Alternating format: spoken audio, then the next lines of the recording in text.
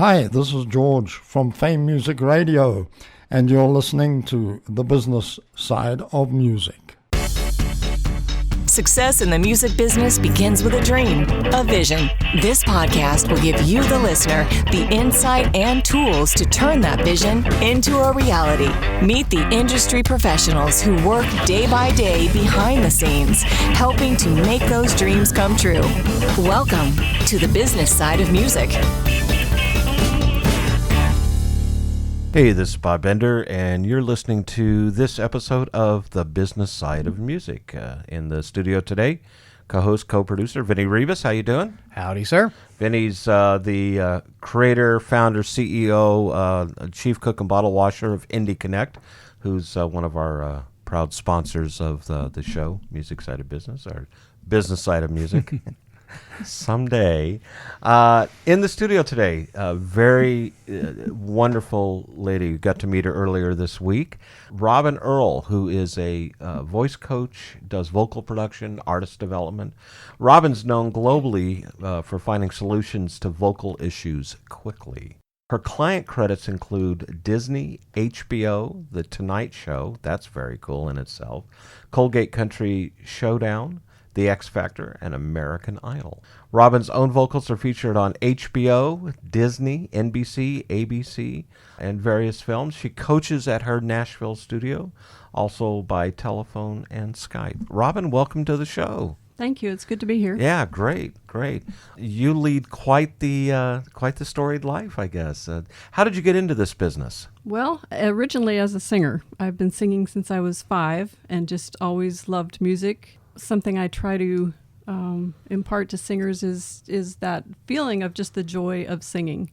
I've sung all my life, started writing music with a friend in the garage at age 5, and have just been singing all my life. So professionally, I sang for quite a few years with Gary. We moved to Los Angeles. We started writing for film and TV. I've been in Nashville coaching for over 20 years, and just find that I can really connect with people on helping them find their best voice.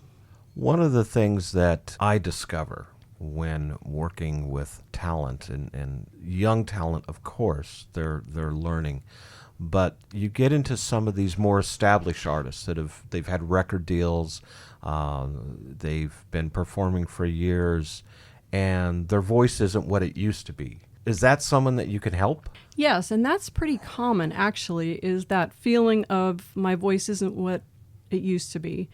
And what I like to explore with them is what those things were going on when it was the way they wanted. Sometimes they were in better physical condition. Sometimes they've just repatterned physical, they've created throat tension, they've created some placement issues, they've lost their support. So we go back and find out what was working and why on a physical level. And one thing I like to do is teach singing as a sport, because most people have some physical activity that they love. Some people like to dance, some like to do yoga, swimming, basketball. And I try to connect, I try to find that out. And if somebody's really into basketball, I find out what they can take from their core strength. Every sport has use of your core strength. So sometimes it's just a matter of connecting the core strength to the breathing to get that foundation back that they lost. Very often it's a physical breathing connection that they don't have that they used to. I worked with a person one time years ago who did both singing in college and he did football in college, and he was having trouble running out of air, and this is when I first discovered that this really was a good connection for people, because he was having a lot of tension with his singing, yet when I asked him about his football yell, he would go, ho, ho, ho, and he had this big voice, and it was just like there was his breathing and connection and support. So if you can tell somebody that they have an advantage by the physical activity that they know and love already, because the physical part of it is usually a joyous thing, that they can transfer that joy over to their singing. And people, the reason they like to sing is because it's joyous and happy, or because it expresses an emotion, or because they can connect with an emotion with somebody else. So It's all that flow of, joy of life or connection. Even if it's a sad energy, they might, need a connection with the sad part of things. So you just brought up two things. First of all, singing as a sport. That is the coolest analogy I think I have ever heard. Yeah, I love that. And that, with that, it makes perfect sense. If you're an athlete, a football player or whoever, you would think that they're in prime condition. Mm-hmm. But, the voice is a part of the body, the vocal cords. So, obviously that needs to be taken care of in tip-top shape. Did you find that surprising, or? Well, a lot of times when people do refer to their voice and they point at their throat, I have the feeling that they're thinking about singing from just their throat and not from their whole body. And it works much better if you're using your whole body, your support, your relaxation in your throat, your placement, so that you're more efficient as that's your instrument. So you are an athlete. If you're going to be an athlete in a sport, you need to be in good shape. If you're a singer, you do your vocal warm-ups, you do all the preparation, but if you really want to, keep your physical self in good shape. If you're a guitar player, you pay attention to your posture and what issues are going on there, so you're not creating carpal tunnel and throat tension and everything. In fact, I'm teaching some workshops with Angela from Music Strong, and we're addressing the physical issues of singers and the problems that singers and musicians have, because she works with musicians. So I think that physical component is really good. And then I guess the other aspect that you brought up is, using your whole body when you sing.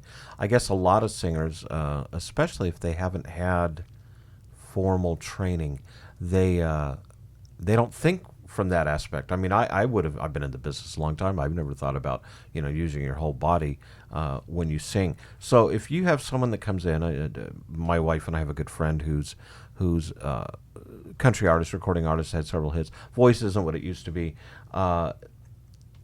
Is that something that, I don't know if it's the correct word, so help me here, mm-hmm. but is that something that is trainable? Is that something that, even in that point in their life and their career, that would help them? Sure. Is a lot of it a rethinking process? Yes. Is that what it is? Yeah, it's reframing, but a lot of it is just retraining. For example, more knowledge about how the rib cage and lungs are working together, how the diaphragm works, and the support that's going on. And a lot of this, my desire for doing this is because for years and years I had voice lessons and I was told to use my diaphragm, and I had this image that the diaphragm was in the front going in and out, and my 8th teacher said, my goodness, you're not even breathing right. So, between yoga and some other breathing techniques, just got this idea that the sports training was really good. But like if somebody would come in, I'd go through the physiology of what's going on and how they can improve their breathing by actually know what's going on. That's really interesting, because what I find when somebody has never taken voice lessons, they think of a vocal coach as somebody who's going to help them just kind of have a stronger voice and maybe stay on pitch, or I just need the stamina to be able to do 4 hours or something like that. But you're taking it to a whole nother level. You're making it a part of their entire existence, really, and taking care of their body and knowing what's going on in their body. I find that so fascinating. Some of it is there's what I call air management. Like you can blow all your air out in 1 second, or sometimes I can do 5 or 6 alphabets on one breath. I mean, like A, B, C, D, E, F, G, H, I, J, K, L, M, N, O, P, Q, R, S, T, U, V, W, X, Y, Z, A, B, C, D, E, F, G, H, I, J, K, L, M, N, O, P, Q, R, S, T, U, V, W, X, Y, Z, A, B, C, D, E, F, G, H, I think I, we J, get the K, point. Anyway, so I can do 5 or 6 or 7. I can't make it through one. But that's a trained thing. And I think I learned that in swimming, because we used to swim underwater. We'd say, okay, can I go to the end of the pool in one breath? Right. And so we had these challenges as kids growing up. How long can you hold your breath? So air management was kind of a natural thing to me. And then in yoga and all that just seems part of it. Is part of that mind over body? It's a combination. Yeah. I think the physical aspect of it, but I think the way you think about it, like sometimes people think that they can't reach a note, and a lot of what's going on in that case is they're tensing their throat and neck and thinking up. I've done in some past classes in college even where we would think about the low notes being grounded and being down. But I think the main thing, if people like to think of high notes, if they think that those notes are reachable. So even if they're high, they're not reaching up to them. Their air is going up, but they aren't. You know, you watch Bruno Mars, you watch, a lot of singers, and he's a great example of somebody who enjoys the movement and the physical part of it. Goodness, you see these people singing and dancing at the same time, and it's just all that flow. This is Bob Bender, and you're listening to The Business Side of Music. You're listening to The Business Side of Music.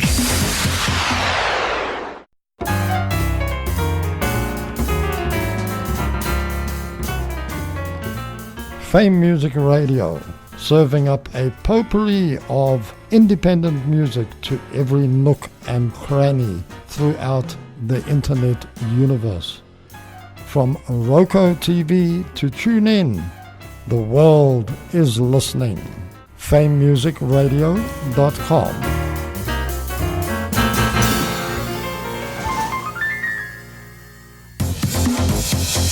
You're listening to The Business Side of Music.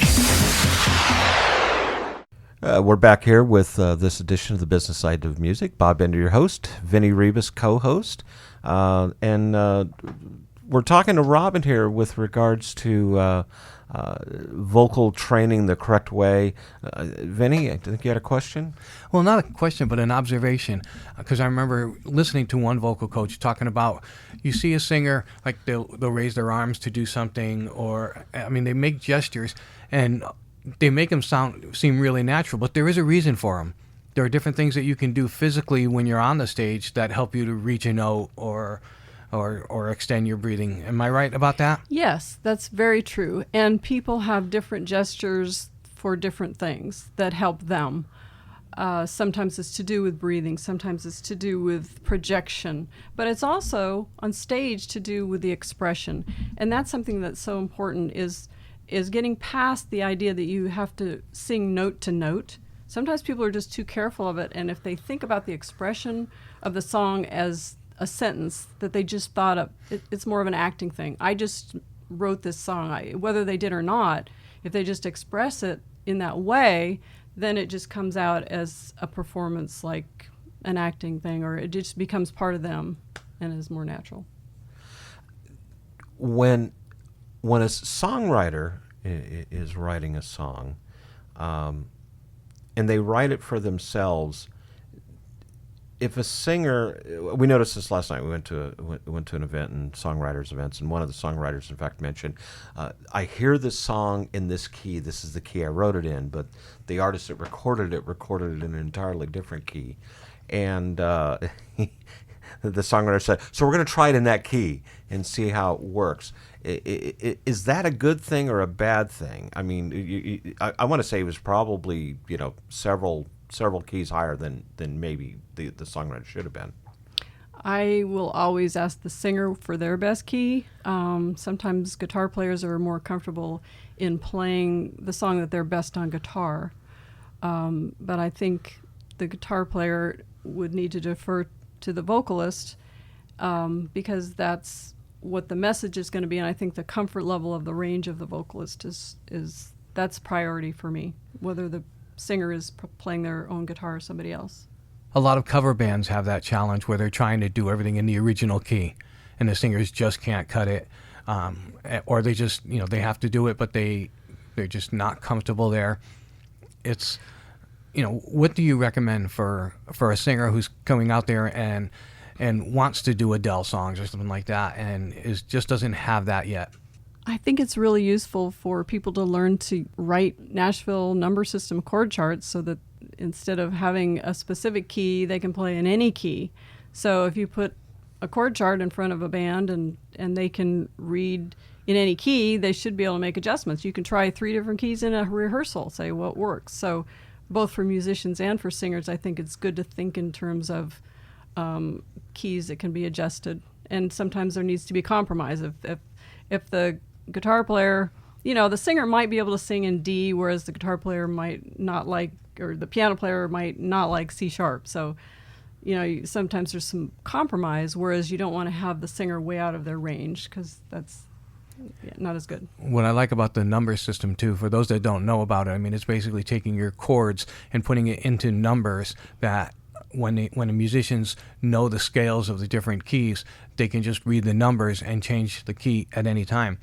And I've worked with a lot of singers who would say, normally we do this in D, but my voice is fatigued today, so right. let's do it in C sharp, or let's do it in C or B or whatever. And yes. to be able to do that and feel comfortable there and have your charts so that they're set up that way, that's can be a lifesaver for a singer. Yes, I agree, definitely. And it is just, it's the same as in classical music. It's 1, 4, 5, 1. It's just the basic Roman numerals, only it's, 1, 2, 3, 4, 5. It's just the way it's notated. Right, and that's a whole nother class. Yeah, right. There you go. It definitely is. And not to get off topic, but that is interesting because Nashville is known for that. When you work in studios in other parts of the country, they do talk about the Nashville numbering system. So a singer, we just touched on it briefly here, whose vocals are strained. We were talking to an artist who played at a county fair circuit. 56 shows, 57 shows over 17 days, something like that. No vocal strain. But let's have an hypothesis here and say that you're an artist and you have 56, 57 shows over 17 days, and about halfway through, your voice starts to, it's just worn out. You're doing 3 hours a day of singing.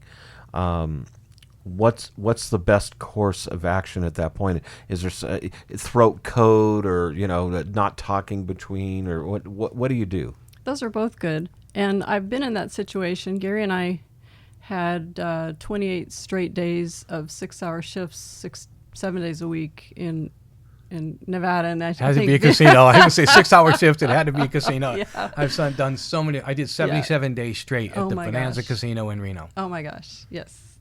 And so I think you have to just be kind to yourself and not expect 100% first. If you know that you have that many days to do, you've got to pace yourself. You've got to give 70 or 80% instead of if you were doing a 2-hour concert. You need to focus a little better. You need to make sure you're warmed up. You need to not talk as much during the day. All those things. I have a question. I'm going off topic here, but it fascinates me that somebody like you now and a lot of vocal coaches are doing their lessons via Skype yes. or by phone. And I can't even picture trying to judge somebody's vocals over the phone. Well, it's interesting because before Skype, I did teach a lot over the phone to people in many states. And I think why that is doable is because I've done so much recording with artists and have listened to them and seen them at the same time so that I can tell them exactly what they need to do to adjust what they're doing. So I can see somebody's placement and I can hear somebody's placement. So if I'm hearing somebody, I can tell them physically how to adjust their placement, how to change their breathing, how to relax their throat without even seeing them. In fact, I worked with a woman in Kansas City and she said she was running out of breath. So we talked about what happened. She said it's been 5 years ago, and she just could not get a good breath. And I said, what happened 5 years ago? She said, well, I had twins. And it turned out that she had so much tension still in her solar plexus and her breathing muscles that she could not relax them. So within an hour, we had gotten her some breathing exercises that was creating a better breath for her. She didn't even know that tension was there after all those years. So sometimes it's just finding out, what's going on and what can work. And you have clients now all over the world because of that. Yes, I work with a lot of people in Canada, in Europe, South America, Philippines. It's really fun. I work with a woman that lives on a boat off of Australia, and she is wonderful. And it's fun to be on Skype all of a sudden, and you're on a boat. And it's sort of like, I get to teach this lesson and this person and be with them in their space. Or you're in Switzerland, or you're in Canada, and you get to, kind of feel it's sort of fun to just feel like you're in Canada for the day and you get to share that time with that person. It's really a great way to meet people and connect and have that joy of singing that's so universal all over the world. Awesome. This is Bob Bender with Vinnie Rebus, and you're listening to The Business Side of Music. You're listening to The Business Side of Music.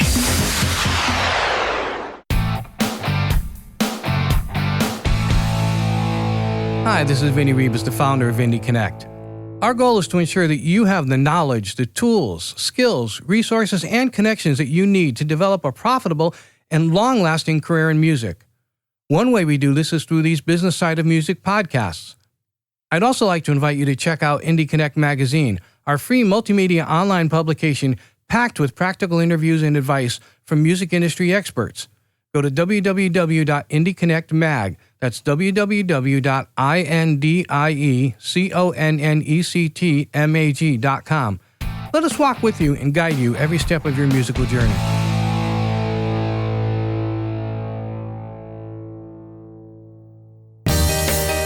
Next up, the Indie Artist Spotlight, brought to you by Reverb Nation. Hi, this is Spencer. And Sequoia. And we are Spencer and Sequoia. We are two singer-songwriters that collaborate and harmonize to achieve a chill, jazzy pop sound that you can hear on our latest single, Best Thing, available on Reverb Nation. The stars are looking like the moon sprinkled through the sky, and the sky itself, it looks pretty fine, and the clouds are full, even though it's still night time. The birds are singing, make the sounds look pretty, and I see reflects this big city, and the lights made by men will never outshine your room. My memories are you're the best thing that's ever happened to me. Come to my heart, you know everything, and I want to know all about you. Ooh, no, you're everything that I'll ever need, even when life gets so frivolously complicated.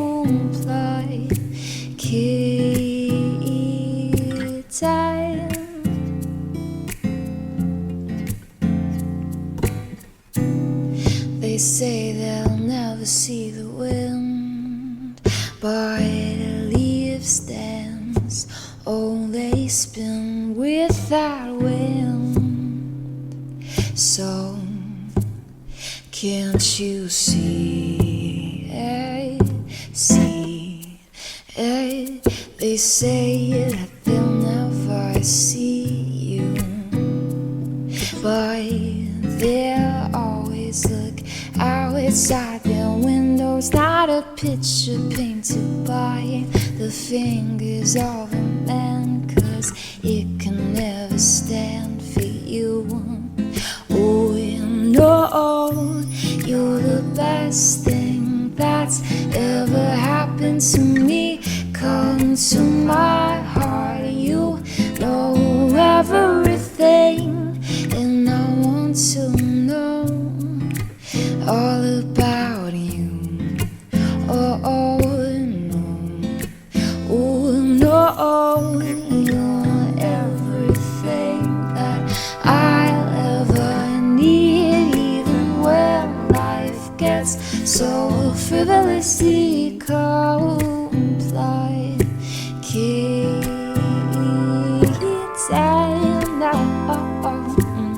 Oh,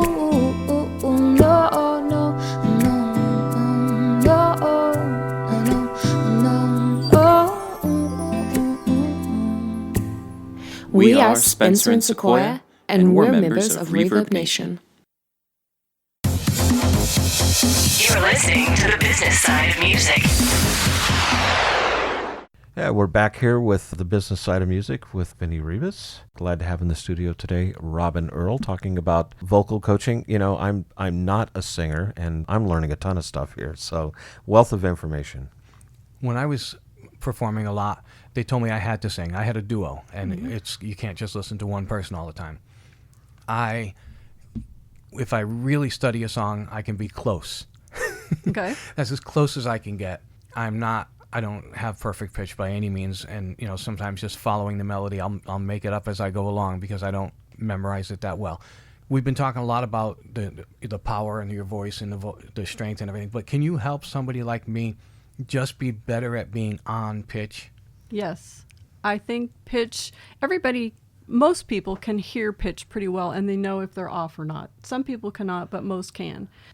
Pitch to me is a matter of getting the breathing going so that you're learning the amount of support and getting the throat relaxed, but also the placement is super important, because if your placement and your mouth shape is working well, then your pitch is going to be more on. Otherwise, it's sort of like if you're a diver and you go 1, 2, 3, dive. Well, your 1, 2, 3 needs to be pretty good. So you have to have the leading up notes to that top note be in the right place. So a lot of it is placement and figuring out where those shapes need to be and where those notes need to be so that they're going to be on pitch. And that's very learnable and very adjustable. That's good to know, because they used to pull out the duct tape. Literally, I mean, they would shut my microphone off because I'd be singing at the top of my lungs. No, we can't have that. We actually used to do that with a band that I toured, but it wasn't the guy's vocal mic. We turned his guitar off. Oh, so no. Been there too. Had that band. Here's a question. Someone that can't sing but wants to, they just don't have pitch. I mean, they can't. Cats in a metal bucket sound better. Is that someone that can? I mean, can you teach them to be able to hear what they're doing wrong? This is very interesting, and most people, it comes pretty quickly with. I have had a couple of people, one in particular, that it took a much longer time and it was actually like teaching an adult to play piano versus a 5-year-old to play piano. One thing I think about, if you've heard a language when you're little, you have those connections built in. If you've heard music when you're little, you can usually hear it enough to replicate it. And sometimes it's just explaining to somebody that the inflection is just greater than when you're speaking, because everybody goes up and down when they're speaking in most languages. So just how to create pitches, and they can do ear training and they can create a better flow with that. But I've just had so few people that, maybe a couple of people that really had difficulty even hearing it enough to be able to learn it. But I think it's more like learning a language. If you've heard that letter, some accents, if you notice that there are people who know, 4 or 5. I met a woman one time that knew 12 languages, and we were visiting her in Mexico City, and I said, you have no accent in English? How do you know all this stuff? She said, well, I went to boarding school and I learned 12 languages by the time I was 5 years old. And there's a lot of bilingual kids that are very fluent in several languages when they're little, whereas, if you try to take Spanish in high school or French in high school, it can be harder, not always. But was for me. Well, yeah, it was for me too. So I just think that, and it's a combination of that learned ability plus the desire to do it. I mean, if people are really, I've worked with people that have been here that have accents and they want to come in and study 2 hours a day to work on their accent reduction. And they really have a desire to do it, and they really pay attention and they work at it. So a lot of it is the desire to, and the time to put in. Yeah, and I think that's a big factor too. Is not only the desire but putting the time in. I think that's so important for everybody. I mean, guitarists woodshed, bass players and keyboard players, vocalists need to do the same thing. Right. So one of the things I noticed on your site and also on you mentioned briefly is yoga.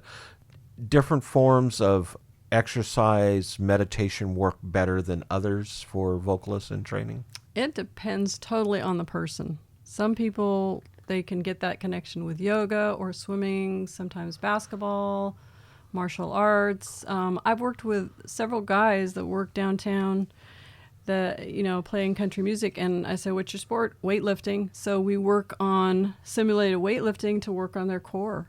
And so it just depends on the person. And what I like to do is get a 20-minute flow exercise thing going. I just put on my favorite music because I like to dance. So I decided one day, well, I have done so many sports in my life. I've got like 20 things that I have loved in the past. And so I kind of put them all into this little workout routine and just play. I think if you play and do it joyously, that it's much more fun. What is the prime age? And maybe there isn't one, but is there a prime age to really start working with someone, obviously younger versus an older, because you don't have to break as many bad habits, I would assume. Is there a point where they're too young? I think it is really, really up to the person. I mean, I have worked with, you see Mommy and Me classes for gymnastics or for singing that are fun for preschoolers. I've worked with 5 and 6 year olds that have recorded, and they've done a great job. I've worked with 10 and 12-year-olds who have recorded albums. We had a 12-year-old who we still work with now that she's 27, and she was doing Live at the Apollo when she was 12 years old. So I think it really depends on the person. I have people that are 16 that feel they're too young, or, so it's just all over the board. I had an 80-year-old man the other day that was just delightful. He was retired, and he was taking guitar lessons, and he was working on singing, and people of any age can, it's like any sport. If you're going to take tennis, or if you're going to study anything that you love, a language, whatever, if you want to work at it, then get somebody to help you work at it. So if people want to get a hold of you, what's the best way? RobinEarl@me.com or Robin@RobinEarl.com, either one. So RobinEarl.com is your website? Yes, RobinEarl.com. And there's one at Voice Coach Robin. I have 2 right now. VoiceCoachRobin.com. Robin, thanks for being on the show today. It's always the fastest 30 minutes, it seems to be. We never set a time clock on this, but it's always good to get some great talent in, such as yourself, and a lot of information, good information. I think I'm going to start singing now. So a lot of wisdom, yeah, which is different than information. I mean, a lot of people can impart information, and it's kind of like going to school. But when there's a wisdom behind it and a strategy behind it, it's awesome. You did that was great. Oh, thanks. Yeah. I like the technical part, but I like the other part too. And I'm really good with diction and technique and all that too. But this is the fun part. Well, I can tell. We're glad you're on the show. Thanks for being a part of it. Thank you. If you're interested in learning more about our show, drop us a line at musicpodcast@mail.com. That's musicpodcast@mail.com. If you have any suggestions of persons or topics that involve the music industry you'd like to hear about on our podcast, please feel free to let us know. You can follow us on Facebook on the Business Side of Music podcast page. You can also find us on Twitter at Music Business Podcast. Also, if you're listening to this podcast through iTunes, post a review on what you think of our show. This is Bob Bender, and you've been listening to this edition of The Business Side of Music. The Business Side of Music is the creation of Tom Sabella and Tracy Snow and is produced by Bob Bender for Bob Bender Productions. Co-producer for the show is Vinny Rivas. The Business Side of Music is recorded at Music Dog Studios in Los Angeles, California and Nashville, Tennessee. Production sound designed by Keith Stark. Voiceover and promo by Lisa Fuson.